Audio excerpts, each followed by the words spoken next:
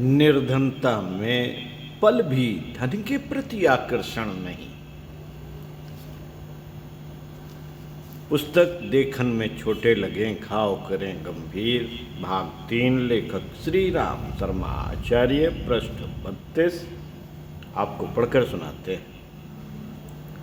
बंगाल के प्रसिद्ध विद्वान पंडित ईश्वर चंद विद्यासागर का शैशव से लेकर विद्यार्थी काल तक बहुत निर्धनता में बीता। उनके पिता इतने निर्धन थे कि पुत्र को एक कक्षा तक भी नहीं पढ़ा सकते थे। विद्यासागर को पढ़ने की बड़ी चाह थी। उन्होंने अपने व्यक्तिगत अध्यावसाय के बल पर इतनी विद्या प्राप्त कर ली कि तात्कालिक विद्वानों ने उन्हें विद्यासागर की उपाधि दी। 19 वर्ष की अवस्था में जब उन्हें विद्यासागर की उपाधि से विभूषित किया गया, उसी समय फोर्ट विलियम कॉलेज में प्रधान पंडित का पद रिक्त हुआ। प्रिंसिपल तथा अन्य अध्यापकों ने उन्हें अनुरोध पूर्वक उस पद पर नियुक्त कर दिया। अपनी नियुक्ति से पूर्व विद्यासागर ने नौकरी करने से इनकार करते हुए कहा, मेरा विचार कर्मचारी बनने का नहीं है। मैं स्वतंत्र रहकर समाज की सेवा करना चाहता हूँ। कॉलेज के प्रधान पंडित का सम्मानपूर्ण पद का त्याग करते देखकर उन्हें अनेक मित्रों ने समझाया, विद्यासागर, इस अवसर को खोना ठीक ना होगा। जीवन में अवसर बार बार नहीं आते। आपने अपार कष्ट उठाकर विद्या प्राप्त की है। अब उसके द्वारा होने वाले लाभ से विमुख होकर आपसे आप जीवन को अभावपूर्ण बनाए रहना बुद्धिमानी नहीं। समाज सेवा और लोक सेवा के लिए संसार में हजारों सुविधा संपन्न लोग पड़े हैं। हजारों सुविधा संपन्न लोग पड़े हैं। समाज ने आपको क्या दे दिया था, क्या सहायता की जो आप उसकी कृतज्ञता का पालन करने के लिए सेवा करने को उद्यत हैं और प्रधान पंडित का अच्छा खासा पद छोड़ रहे हैं।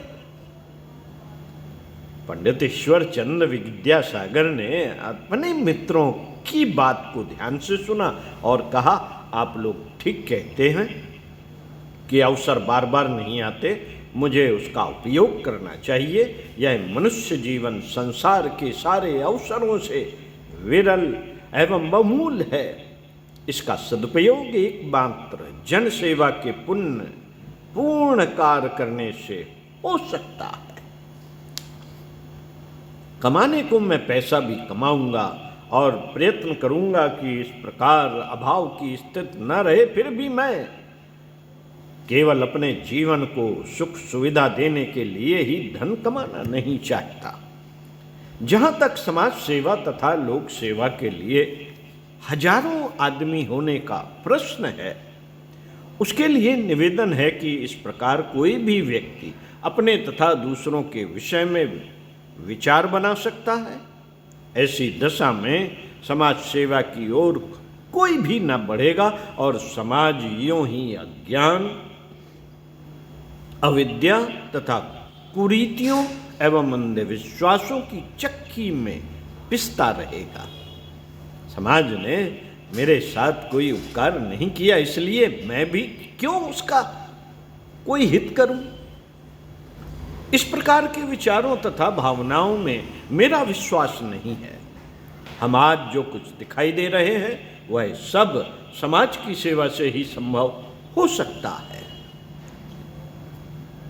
एक साधारण सी शिक्षा संस्था स्थापित कर विद्या प्रचार का विचार रखने वाले पंडित ईश्वर चंद विद्यासागर को बुलाकर प्रिंसिपल ने कहा, पंडित जी, मैं आपके विचारों का सम्मान करता हूं और मानता हूं कि प्रत्येक व्यक्ति को समाज की कुछ न कुछ सेवा करनी चाहिए, किंतु इसका यह अर्थ कदापि नहीं कि कोई नौकरी कर लेने पर समाज की सेवा हो ही नहीं सकती। आप वेतन के रूप में जीविका संबंधी चिंता से मुक्त रहकर समाज की जो भी सेवा करना चाहेंगे वह अधिक निस्वार्थ भाव से कर सकेंगे। मुझे आपके विचारों का पता है और मैं अवश्य ही आप जैसे महानुभावों से अपने कॉलेज को गौरवान्वित करना चाहता हूं। प्रिंसिपल की बात सुनकर पंडित ईश्वरचंद्र विद्यासागर ने नौकरी न करने का हठ छोड़ दिया। उन्होंने प्रधान पंडित का पद स्वीकार कर लिया और उसी के माध्यम से लोकहित के ऐसे ऐसे कार्य किए कि जिससे वह आज बंगाल के ही नहीं संपूर्ण भारत का श्रद्धा भाजन बने हुए हैं। ओम शांति।